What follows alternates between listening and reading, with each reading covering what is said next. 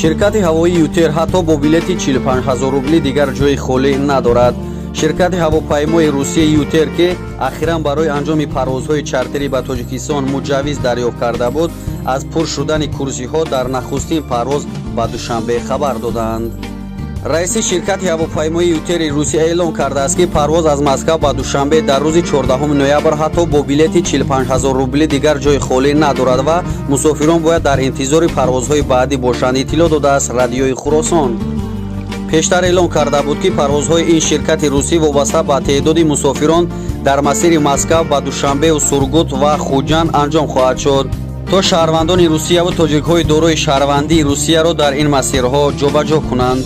нархи билет барои ҳар як мусофир 42 то 45 000 рубли русӣ таъин шудааст ки байни 450 то 500 доллар аст. аммо бо вуҷуди ин нархи гарон низ теъдоди коргарони муҳоҷирони хоҳони бозгашт ба тоҷикистон ба ҳадде зиёд аст ки дар рӯзҳои 21 ва 28 ноябр парвозҳои чартерӣ анҷом хоҳад шуд.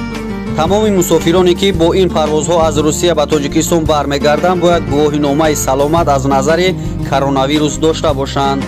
ин гувоҳинома бояд 4 шабонарӯз қабл аз парвоз дарёфт шавад.